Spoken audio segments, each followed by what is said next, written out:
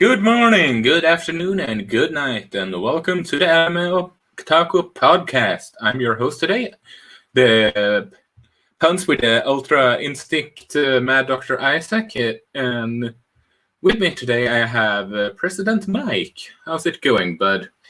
Hey guys, I have been on the Bakugo fan club since 2017. We finally got our episode. Yeah, it was a very explosive one, that's for certain. Flawless victory.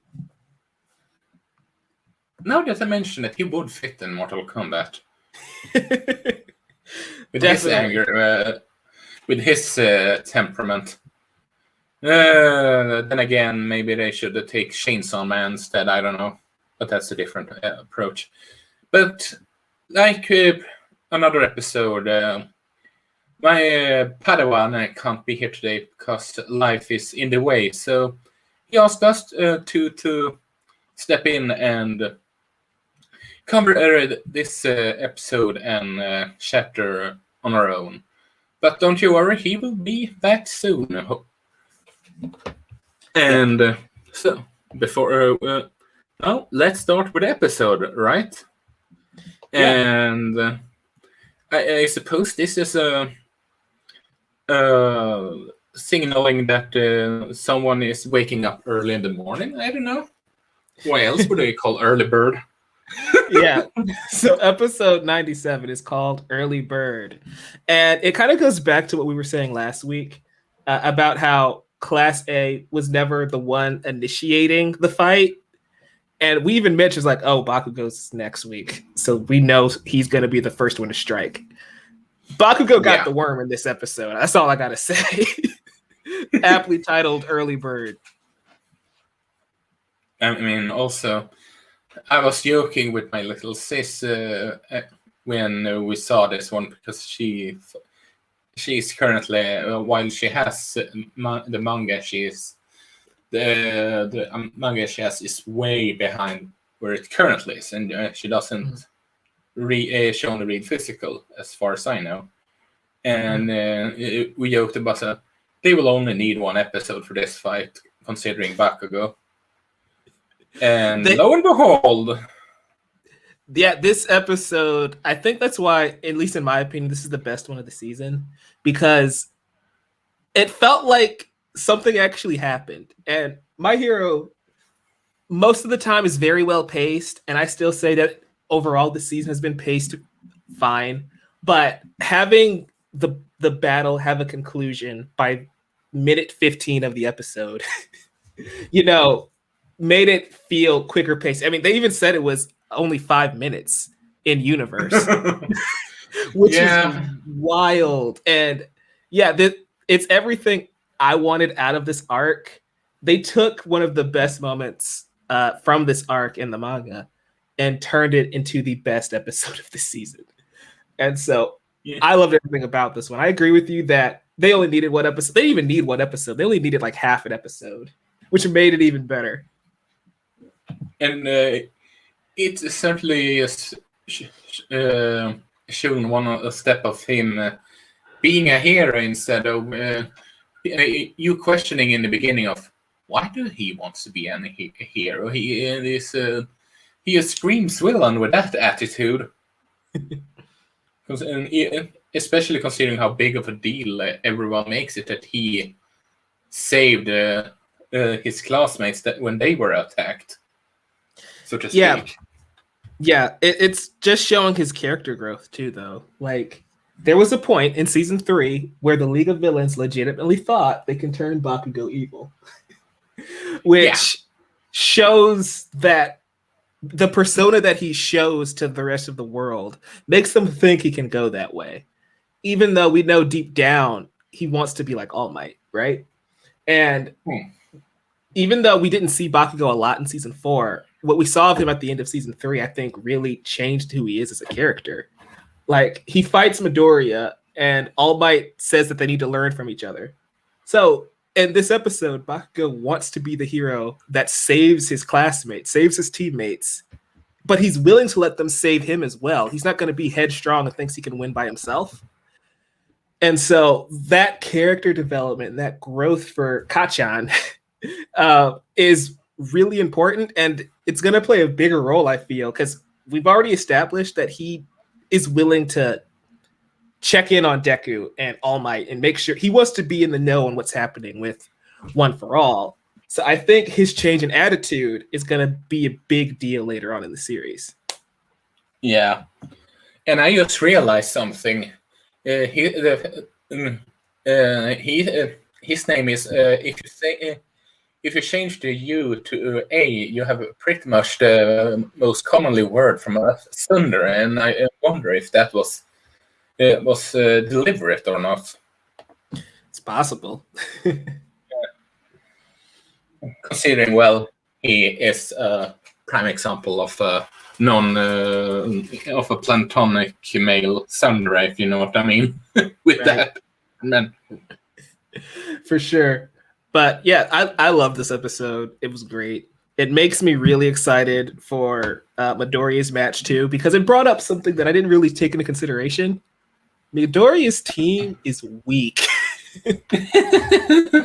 Hey, I'm just poor Midoriya.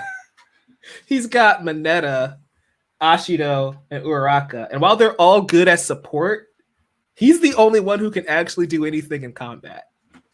Yeah.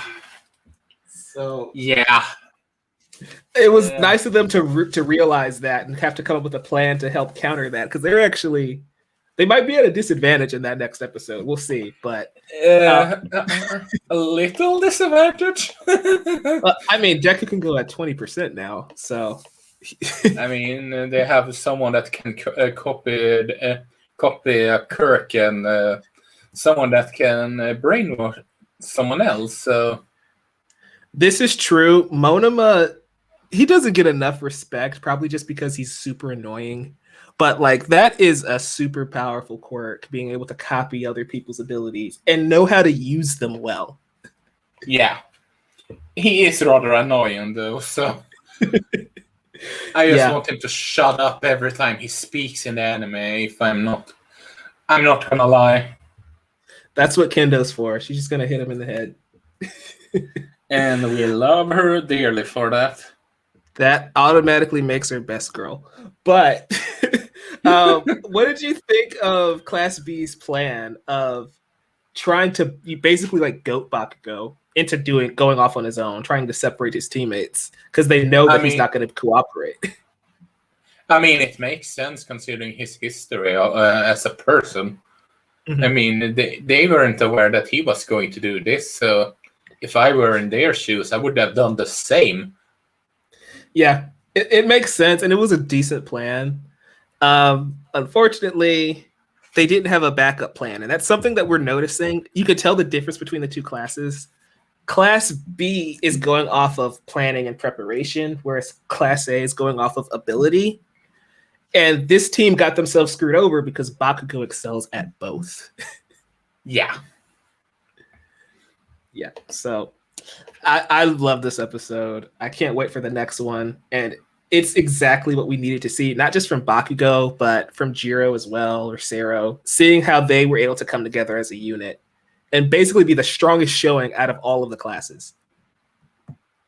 I mean, they had arguably this one of the strongest team in this tournament. So you're not wrong, but I mean, Todoroki and Ida tied and were knocked unconscious. So yeah, that's why I say one of the.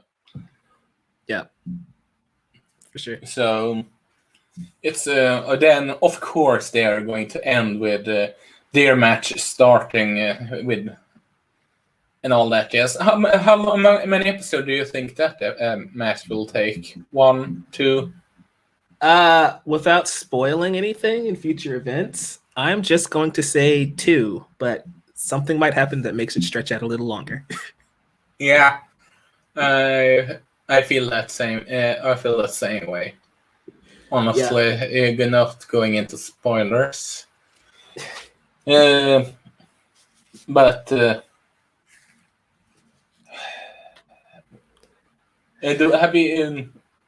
you have anything on this episode more, or do you want to go into the into the chapter next? I think again, this episode was very decisive. Again, it was a flawless victory by Kachan and his team. There's not much more I don't think we could add on aside from, again, animation is gorgeous as always. This was a fantastic animated. The score was great. The pace was great. It was a perfect episode of My Hero Academia.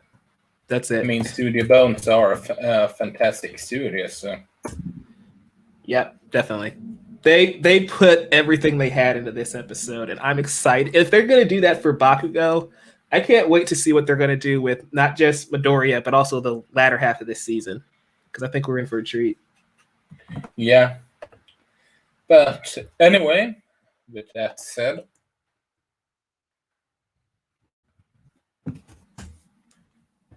so let's go into the spoilers then.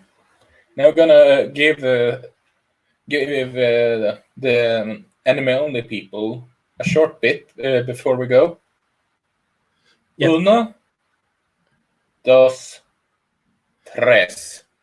With that said, for the anime only, see you next week. Or if you don't care about spoilers or following the manga like us, like we do, stick around and have us talk about the manga as well.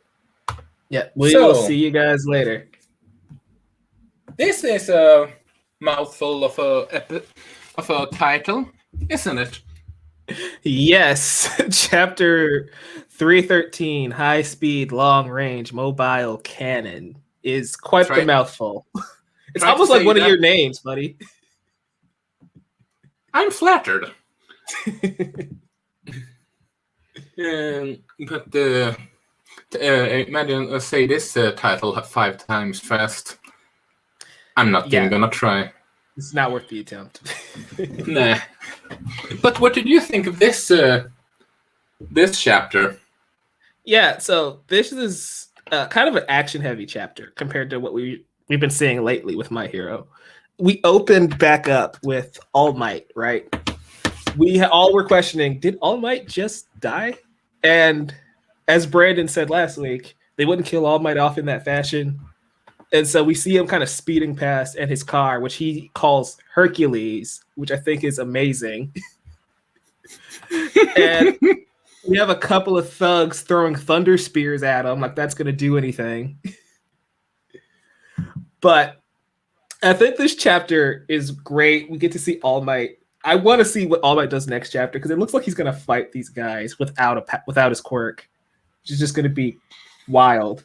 And how is he going to do that, considering how sick he is?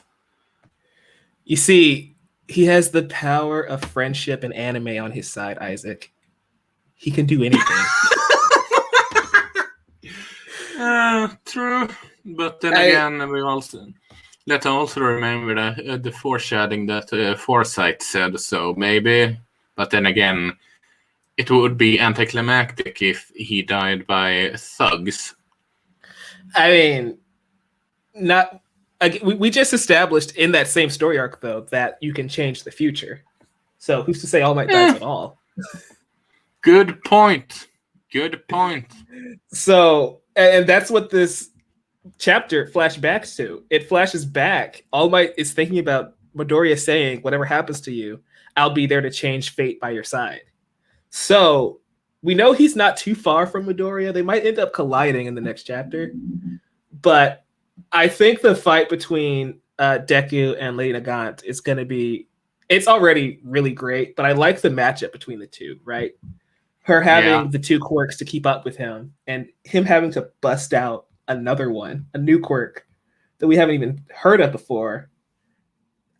This was a great chapter, and I can't wait to see how it gets paid off in the next one.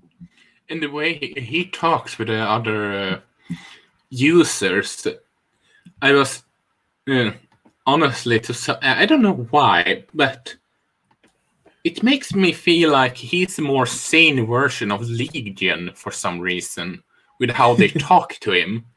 Mm-hmm. Do you know what I'm talking about? The Professor X kid in Marvel? Yeah, I understand. Like from the show Legion, too. Yeah. So Yeah, from the show Legion. Sort of like he has several people talk with him, but instead of being insane and all that jazz, he will. It kind of also reminds me of like the Force Ghost from Star Wars. How you can have Obi-Wan telling Luke to use the Force. It feels like they kind of pop in that same way. Like it kind of feels like it's a one-sided conversation. I know Deku can respond back to them, but can he initiate a conversation with them? That's what I want to know. That's a good point, because we haven't seen him start talking with them, but they can talk with him. Start talking with him. Which makes it feels like it's more of a Force Ghost thing going on there. Yeah. Which begs the question of maybe we shall see we see an episode, a chapter one day when he starts talking with them and wants to talk to them, but in some fashion. Yeah, I can see that happening sometime in the future. What do you think the third's quirk is? Because we got the name, but we didn't really get to see what it did because the chapter kind of cut. I don't know. I know he used smokescreen, right? But then wasn't he about to use a different power that we haven't seen yet? Yeah, that's what they made it look like, didn't they? Okay. That's what I'm thinking. I'm just trying. We don't have our librarian here to make sure we're on the right track. But I think he's about to. Let me go to the chapter again. Let me go to the. Okay, so while you do that, while you do that, I'm just gonna say that it's interesting how strong Lady Nagant is. That All for One sent her after Midoriya pretty much alone. You know, I'm interested to see who else he has working for him. Where is he trying to like hold back resources, or does he just know she's strong enough to take down Midoriya by herself? That's what kind of I had going on in my head, at least, because we also don't know how long it's going to take for Shigaraki to recover, because he was only like 75% good to go, right? Yeah, you have yet to try Makura before attempting parallel process. You learn how to use your Kirk right now. I'm so sorry for having to use your cape like this, Grant Arena. And they never mentioned that, Kirk. Yeah, it just says the third's Fajin, right? Yeah. And then we see him throw the backpack Gran Torino's cape, which is reminiscent of when he saved Bakugo from the sludge villain, which I thought was a nice touch. Yeah. And I do wonder if we are going to get an interaction between Miss Sniper and All Might again. Yeah. Also, All Might called. You notice he called. I'm sure he called Endeavor and Hawks and Best Jeanist at the beginning of that chapter. Yeah. So Hawks already said she was bad news. It'd be interesting if she has to confront Hawks too, because I'm sure they're going to be not too far behind. I mean, if they all say that she's bad news, then, well, she is bad news. Yeah, that's why it's wild that Deku's even able to keep up with her, but also crazy because, Deku has like 9 other powers going on right now, and she just has 2, and she's giving him such a hard time. It's insane. I mean, no, I'm not gonna go there. Yeah, but we talked about sort of like before with the enemy of my enemy is my friend. Do you still think stuff like that will happen, or do you think that possibility is out of the window now? Never say never, because I didn't know Deku would end up leaving UA 30 chapters ago, Like, that just sort of happened. Good point. Good point. Like, this doesn't rule anything out. It just means it didn't happen yet. So Yeah. I can still see him having to team up with. It wouldn't be Overhaul. I still think that's out of the question. I did recently rewatch the Overhaul arc though, and Overhaul probably would be willing to help them, which is weird. I want to just theorize this for a second. So at the end of the Overhaul arc, Yeah. we see that he takes the old man, the leader of the Yakuza, basically his adopted father, and he makes him sick, knocks him unconscious, and he's bedridden now. And he says once he's perfected the quirk of racing bullets and everything, and restore the Yakuza back to their former glory, he's gonna wake him up. But Shigaraki takes his arms before he's able to do that. So what if Overhaul wants to team up with Midoriya so Eri can wake up his adopted father? That could be something, because he can maybe Overhaul had some sort of like, I haven't read or seen the Overhaul arc in a while, but maybe it was a classic example of he truly loved his father, but he'd made some bad choices in how to help him, if you know what I mean. Yeah, rewatching it, he clearly does care about the old guy, even though Overhaul's crazy. So I can see him trying to do that. Might be why he's with Lady Nagant, and that's also probably why he's still saying Pop's father, because he basically killed him because he can't bring him back anymore. Unless they help him so he can do that.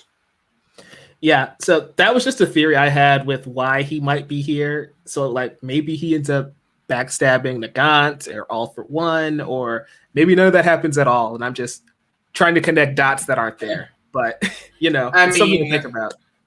I mean, that could happen. I mean, now that you mention it, it sounds plausible. It sounds more plausible than some things that happened in Attack on Titan. Yeah, you read that series recently. Yeah. You finished that, and I remember you messaging us last night, and literally had a mind bleep, so to speak.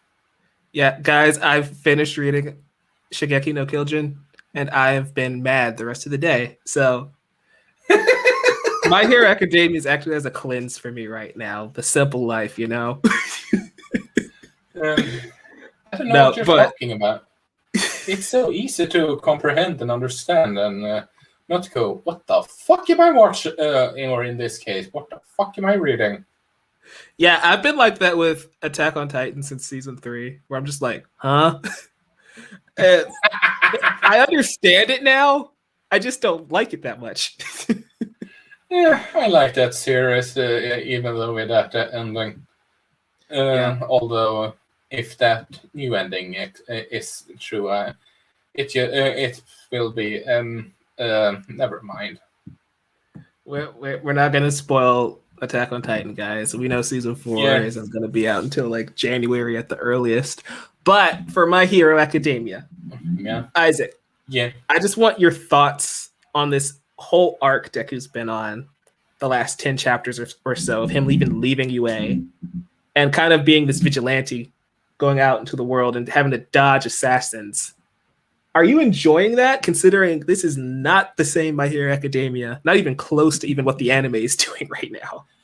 I mean, you need to spice things up at some point. I mean, and to that extent, yes, I do actually enjoy it, because it would be weird if they are still in the academia phase, and they need to show that the shit gets real, and him being forced to leave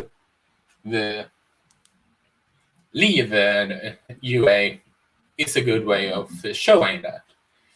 Again, now I'm going to do some Dragon Ball points, but they started small with just some martial arts tournament and some minor bad guys that he sort of like Piccolo in before we met his son King Piccolo. For then have his son Piccolo, which is the Piccolo that is Gohan's basically a stepfather, or what do you want to call him? But and then but then they evolved to know there is threats outside outside the planet that you need to train and protect for. And this is sort of like, how should I put it? This is sort of their version of Goku leaving Earth to defeat Frieza, so to speak. Yeah. Gotcha. I just don't go Boruto, please.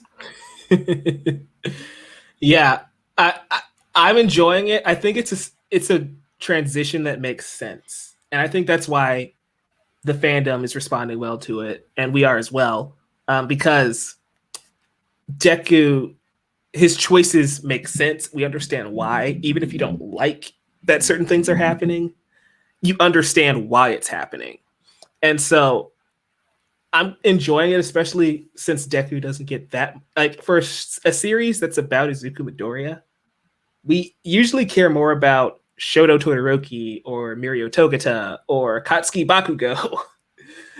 Deku always felt like he was kind of playing second fiddle at times in his own series. And so think about it. We haven't seen those characters in like 2 months. Probably longer. Now that I think about it, yeah, you're right. Yeah, so I appreciate, like, if we're in the final arc, I'm kind of glad it's with Deku. I want to see those characters return before the series ends, but I fully support this new direction, and it raises the stakes. Like, there was always a sense of, we're going to go back to UA, we're going to be back in Mr. Aizawa's class, and everything's going to be fine. But now it's like, All Might can die any chapter.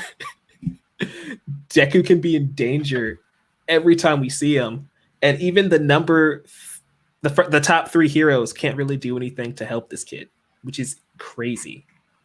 Yeah, they must be frustrated right now, considering how powerless they feel and all that. Yes, especially Endeavor. I'm really interested when we eventually cut back to the Todoroki family, how he's handling feeling this powerless, right?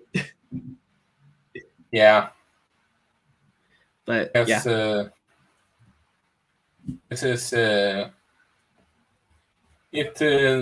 which is one of the reasons why, like you said, the other characters sometimes takes a spotlight from him, because the mangaka is perfect. I wouldn't say perfect, but he's done an excellent job in creating interesting side characters around our little Todoroki. Yeah.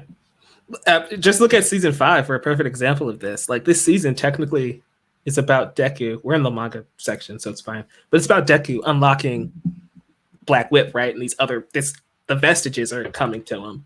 But think about it. We mentioned that in the second episode, and we've just been following every single one of his classmates with him just sort of sitting down, taking notes for the next 7 episodes.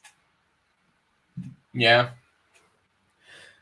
So, yeah, I'm glad that the series is focusing on Izuku, and I'm enjoying this arc in particular and seeing just how he adapts to certain situations. Like, again, Lady Nagant is one of the top assassins, I believe, in all of Japan, and she's having a hard time bringing him down. It looks like he's going to win this fight.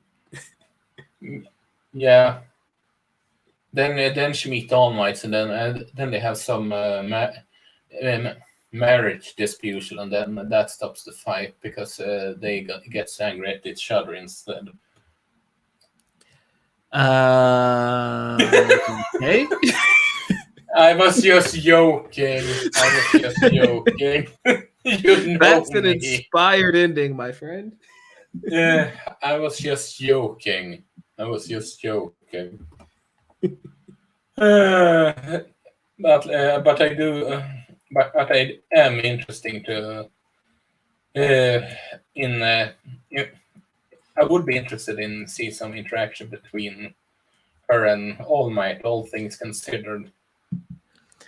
Yeah, so I have a question. I want to ask Brandon this question as well next time he's on. So we know My Hero Academia Heroes Rising was an idea for the original ending, right, of the series. I think so. What do you think is the end game here? Like, we know Deku gets the title of world's greatest hero, but where do you think we're gonna go? He's because it kind of feels like the heroes are just trying to survive, but how do they win? What does victory look like? Oh.